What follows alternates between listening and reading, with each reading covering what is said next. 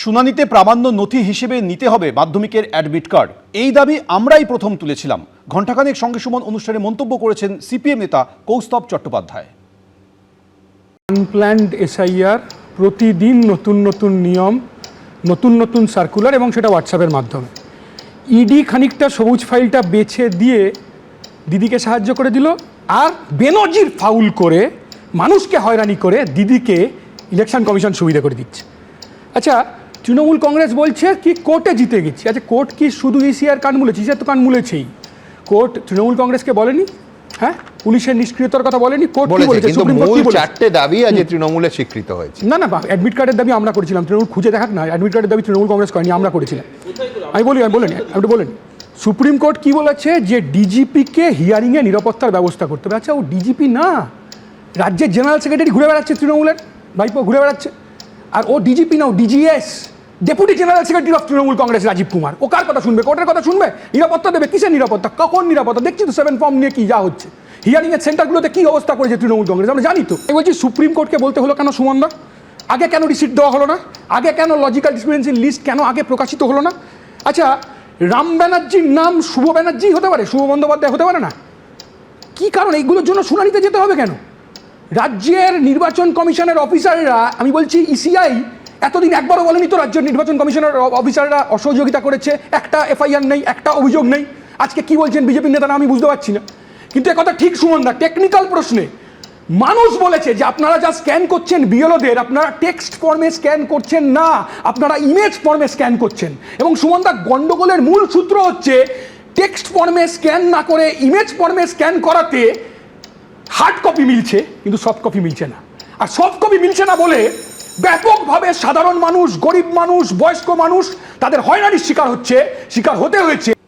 SIR নিয়ে supreme কোর্টে ধাক্কা খেয়েছে নির্বাচন কমিশন। বহু সাধারণ মানুষের উদ্বেগ দূর করে গতকাল সর্বোচ্চ আদালত জানিয়ে দিয়েছে শুনানিতে প্রামাণ্য নথি হিসাবে নিতে হবে মাধ্যমিকের অ্যাডমিট কার্ড। আর সেই সঙ্গে সর্বোচ্চ আদালত এটাও স্পষ্ট জানিয়েছে, কোনো ভোটার যদি চান তাহলে শুনানিতে একজনকে সঙ্গে নিয়ে যেতে পারেন, তিনি বিএলএ হলেও কোনো আপত্তি নেই।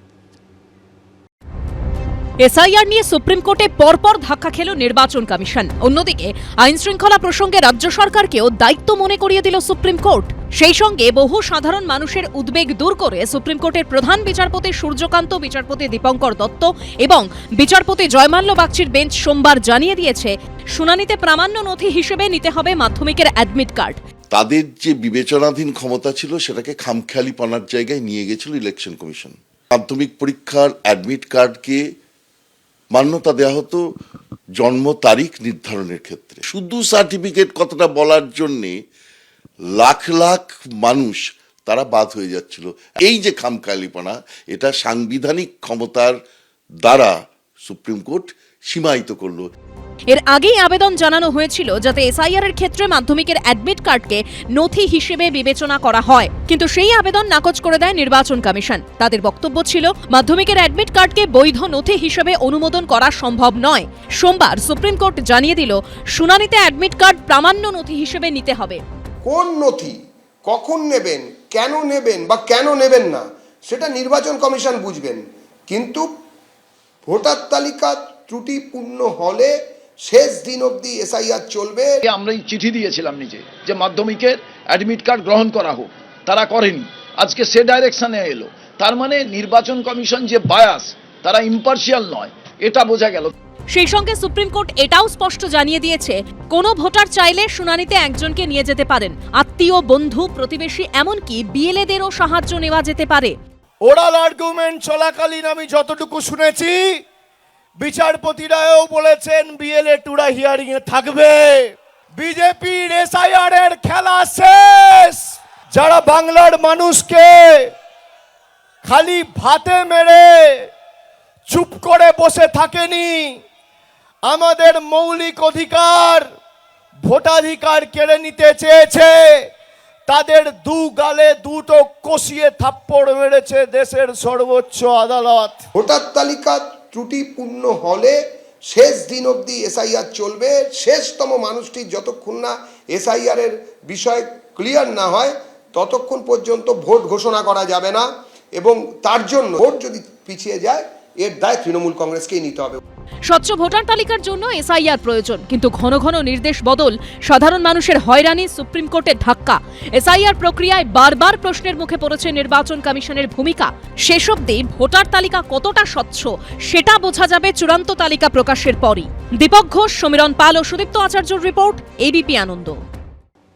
এসআইআর এর শুনানি নিয়ে চরম হয়রানি শিকার সাধারণ মানুষ, যা নিয়ে সোমবারও অশান্তি ছড়ালো জেলায় জেলায়। দেগঙ্গায় আম্মা সংগঠনের বিক্ষোভে তুলকালাম বাঁধল। জয়নগর বাসন্তীতে পথ অবরোধ করলেন স্থানীয়রা। এসআইআর এর শুনানির নামে হয়রানির অভিযোগ।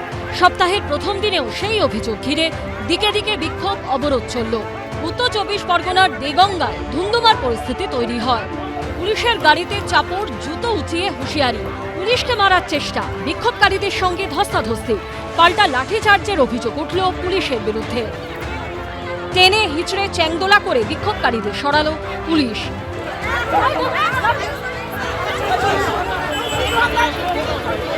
সোমবার দেগঙ্গায় এসআইআর এর বিরুদ্ধে কর্মসূচি ছিল আম্মা সংগঠনের। বেড়াচাপার চন্দ্রকেতুগড়ের কাছে মিছিল পৌঁছতেই বাধা দেয় পুলিশ।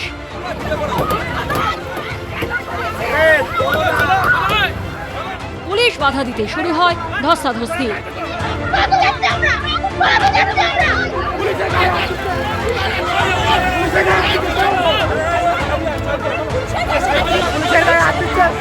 দেশের জন্য এসেছি, হ্যাঁ এসেছি, তার জন্য পুলিশ আমাদের যেতে দিচ্ছে না, আমাদের জ্যাক করে এসে আমাদের দুজনে তুলে নিয়ে গেছে। পুলিশ আপনাদের সঙ্গে কি ব্যবহার করলো? আমাদের সাথে খেলা বিক্রি করছে। টেনে হিচড়ে রীতিমতো পাজাকোলা করে বিক্ষোভকারীদের গাড়িতে তোলে পুলিশ।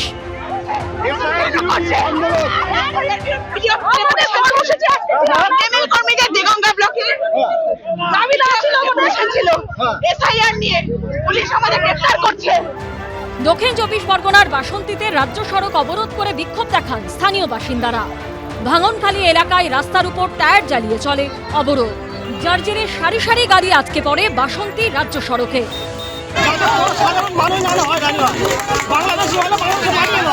কিন্তু লিগাল ভাবে কোনো জাত ভেদ না করে একদম সিস্টেমেটিক্যালি